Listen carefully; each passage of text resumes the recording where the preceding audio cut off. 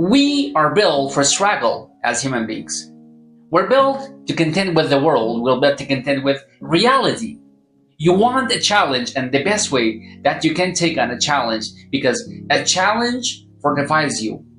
So you don't want to be secure, you want to be strong. And you get strong by taking on optimal challenges. And so you lay out your destiny in the world, and you take the slings and arrow of fate. And you make yourself stronger while you're doing so. And you might fail.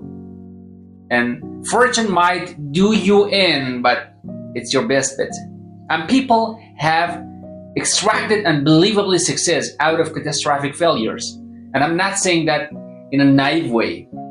I know perfectly well what happens to people. You're doing fine in life, and then you get cancer, and then 6 months later you're dead. And all of the heroism in the world isn't going to save you at that point. But that's not the point. That's not the point. Life is bounded by morality, but that doesn't mean you don't get out of there and content. And you develop by contending, and you to maximize the net amount of suffering in the world. Compare yourself to who you were yesterday, not to who someone else is today.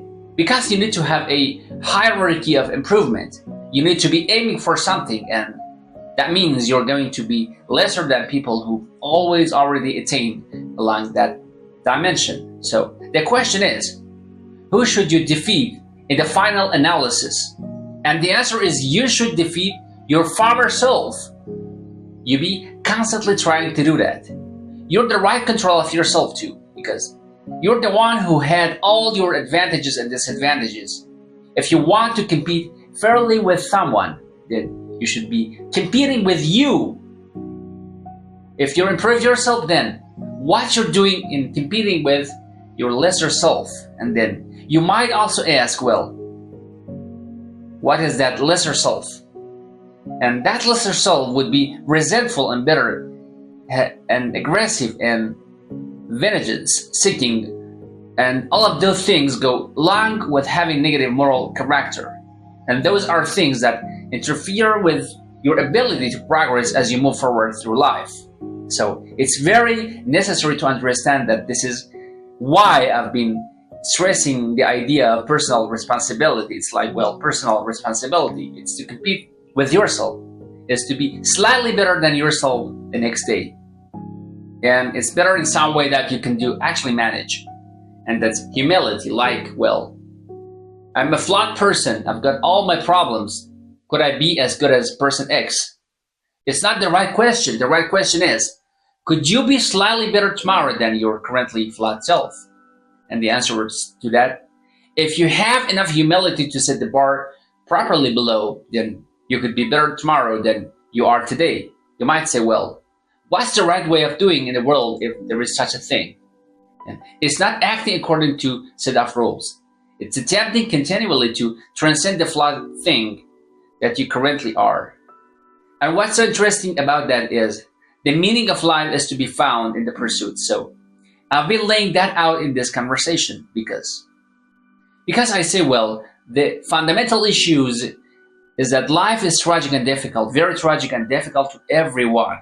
And it's also tainted by malevolence, because no matter how things are tragic and difficult, there is always some stupid thing that you could do or someone else could do that could make it even worse than it has to be. So that's life.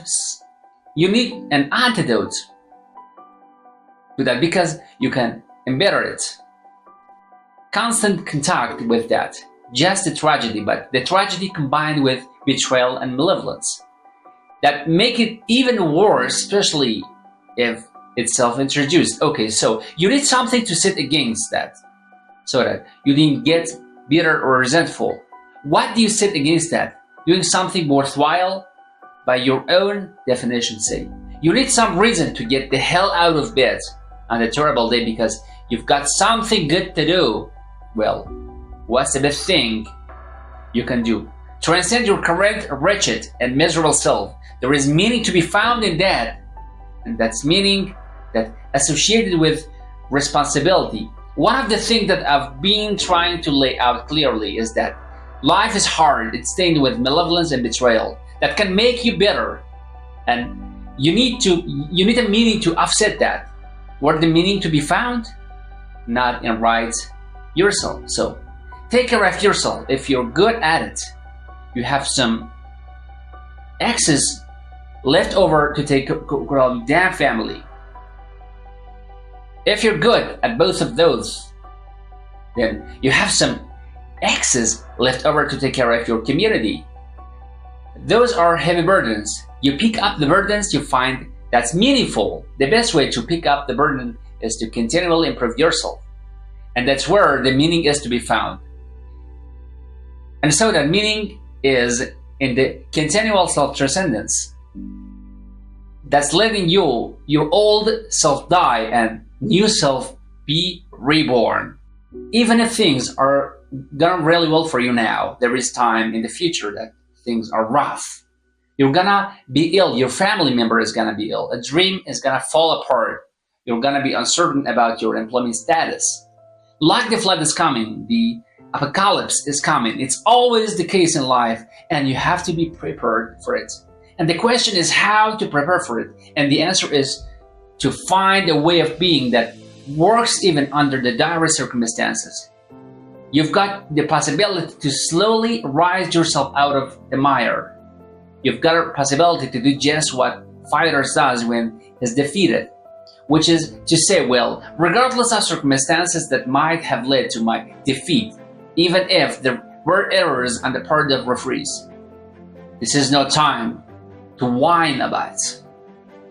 This is a time to take stock of what I did wrong so that I could improve it into the future. And that's the right attitude. The point is yours. Best strategic position is how am I insufficient and how can I rectify that? That's what you've got. And the thing is, you're insufficient and you could rectify it. Both of these are within your grasp. If you aim low enough, and I don't mean don't aim, and I don't mean don't aim up, but you have to accept the fact that you can set yourself a goal that you can attain. And there isn't going to be much glory in it to begin with. Because if you're not in very good shape, your goal that you could attain tomorrow isn't very glorious, but it is a hell of a lot better than nothing. And it beats a hell out of bitterness. It's a way better than blaming yourself else. It's a way less dangerous, and you could do it. And what's cool about it? It's one step on a very long journey. And it starts to compound on you. So, small step today puts you in a position to take a slightly better step the next day. And then that puts you in a position to take a slightly bigger step the next day. And you do that for 2 or 3 years, man. You're starting to stride. I don't know how many people have come and told me it's so strange. They said, well, I started making my bed and that made all the difference. It's like, well, yeah. You decide to aim up, man. And the first concrete instantiation of what was it that you made your bed, you think, well, there's nothing heroic. It's like, no, but aiming up is heroic. That's something. Then lowering yourself to the point where you're not above the mess in your room. You're not superordinate to that. You allow yourself so that you strengthen up. You're grateful for what you have right in front of you. And you take care of it. And you put it in order. It's like all of a sudden things start to get better. One of the reasons that audiences are responding to what I've been saying in my lectures and what I've been writing about that is I don't tell people that they're okay the way they are. No. I say no, you could be way more than you are. They're relieved about it, you see? Because if you're in a dark and terrible place and someone says you're okay the way you are, then you don't know what to do about that. It's like, no, I'm not. I'm having a terrible time and I'm hopeless. You're okay the way you are. Well, then what? That's it. That's where I am. What do you want to tell a young person? You're 17. You're okay the way you are. It's not. No, you're not. You got 60 years to be better. And you could be way better. You could be incomparably better across multiple dimensions. And in pursuing that better, that's where I'll find the meaning in your life. And that will give you the antidote to be suffering. This is the trick, though. You have to pick a path of discipline. Whether what path of discipline you have to pick, a different issue. So there could be a rule. The rule could be might not be flowed. The rule might be you have to follow some rules. So it's a meta rule. And the meta rule is you have to discipline yourself. And the issue is, well, how? That's not really the relevant question. You can pick a disciplinary path. That's why I often tell my clients, especially young people, they say, well, I don't know what to do. It's like, that's okay, nobody does. Go do something. That's the best thing that you can think of. Put the best plan you have into practice. It's not gonna be perfect. And I'll change along the way, but I'll change partially because you become disciplined. Pursuing a path. And as you become disciplined, you become wiser. And as you become wiser, you become able to formulate better and better plans. So you can start vaguely and confused and develop a plan that's not so great. Imagine you only have got 100. You've got only 100,000 to go buy a house. And you go and buy. You go look at this house and it's like, Jesus, this house, man. It's like, it's neat, a lot of work. It's like, well, that's all you've got. Well, you're gonna pretend that the house is okay, the way it is. Are you going to look at for where it's rotten, or where the plumbing doesn't work, or where the stove doesn't work? You have to go and look and see where everything needs to be fixed. And that's harsh, man. And then in order to do that properly, someone has to have thought you, it's, look, you aren't your problems. You're most fundamentally that which, if it confronts a problem, you solve them. And that's the hero myth in a nutshell. By the way, the hero is the person who confronts horrible, chaotic potential and tame it and make it something of it, right? That's the fundamental human story. But the problem is that you have to face what you don't want to face in order to fix it. So you look at all the things yourself and need to be burned off, that need to be dispensed with it. And the man, especially at the beginning, especially if you're screwing up, that might be like 95% of you. It's not pleasant, but if you know that's the thing, you can transcend your problem most fundamentally. If you know you're the thing that, if it faces the problems, can transcend them, then you have the faith that would enable you to take stock of who you are. My daughter was very ill when she was a kid, but particularly when she was a teenager, she had a very terrible time of it. She had juvenile arthritis, and when she was between ages of 14 and 16, first destroyed her hip, which had to be replaced, and then it destroys the ankle on her other leg, which had to be replaced again. And they walked around for 2 years on the broken leg.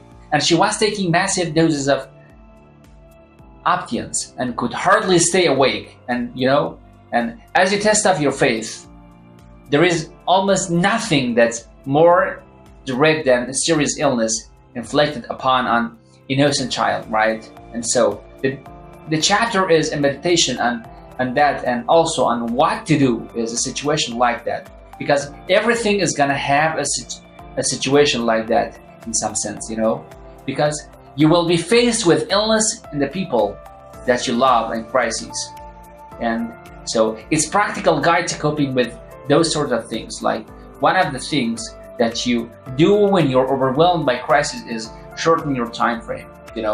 It's like you cannot think about next month. Maybe you can even bluntly will think about next week, maybe not even tomorrow, because now it's just so overwhelming that that's all there is. It's like, and that's what to do. You cut your time frame back until you can cope with it. And if it's not the next week, then you see how to get through. And it's the next day. And if it's not the next day, then it's not the next hour. And if it's not the next hour, it is the next minute. And people are very, very, very, very tough. And it turns out that if you face things that you can put up with, a lot more than you think you can put up with. And you can do it without becoming corrupted. You have to be alert when you're suffering, You have to look for those little bites of sparkling crystal, the darkness. When things are bad, you have to cook and see where things are still beautiful and where there is still something that's sustaining, You narrow your time frame and you be grateful for what you have. And then you get you through some very dark times and maybe even successfully if you're lucky. But even if unsuccessfully, then maybe it's only tragic and not absolute hell. And you can do it, In the worst situation, you can make it only tragic and not hell. And there is a big gap between tragedy and hell, There is nothing worse at the deathbed than to see the people there fighting. The death is bad enough, but you can take that, as terrible as it is, and make it into something that's absolutely unbearable. And maybe I think, and this is sort of what I closed the book with, is this idea is that if you didn't all attempt to make terrible things even worse than they are, then maybe we could tolerate the terrible things that we have to put up with in order to exist. And maybe we could make the world into a better place. It's a consistent storm to try to figure out what you're about and your chance. At 26, you're all about the hustle. You're gonna be a billionaire. This and that. And then you go to the bar one night and you fall in love and it changes what you care about, right? And then you have a child and this happens and that happens. Things change. You have to always consistently try to figure out what's driving you, and not because other people are watching, and not because that's what your dad wants, and not because that what you said was going to happen and it doesn't look like, and your family is gonna judge you. You have to be as real with yourself as possible, and that's a very difficult struggle. But when you're not, you create enormous vulnerability and happiness. Truthful conversation within people, because if you come to a clinical psychologist who is worth his salt, you have a truthful conversation. The conversation is, well, here is what's wrong with my life. Here is what causes it, Maybe it takes a year to have that conversation, and here is what it might be fixed. Here is what a beneficial future might look like. And so it's a completely honest conversation. It's working well. And all that happening in the conversation is that the two people invited are trying to make better things. That's the goal. Let's see if we can have a conversation that will make things better. Stop doing the things that you know are wrong that you could stop doing right. So it's fairly limited attempt. First of all, we're not gonna say that you know what the good is or what the truth is in the ultimate sense, but we will presume that here are things that you're doing that for one reason or another, are not your best interests. There is something about that you just know you should stop. They're kind of self-evident to you. Other things you're gonna be doubtful about. You're not gonna know which way is up and which way is down, but there are things that you're doing that you know you shouldn't do now. Some of these you won't stop doing for whatever reason. You don't have discipline. Or maybe there is a secondary payoff and you don't believe it's necessary and it's too much of sacrifice and you're angry, resentful, or afraid. Who knows, but there is another subset that you could stop doing. It might be a little thing. Well, that's fine. Stop doing it and see what happens. And what will happen is your vision will clear a little bit. And then something else will pop up that will also know you should stop doing. And that you could stop doing. And you could do that repeatedly for an identifiable period of time. And you know, that doesn't necessarily mean that you're gonna ever be able to formulate a clear or final picture of what constitutes the truth and good. But it doesn't mean you will be able to continually move away from what's untruth and what's bad. And that's not a bad start.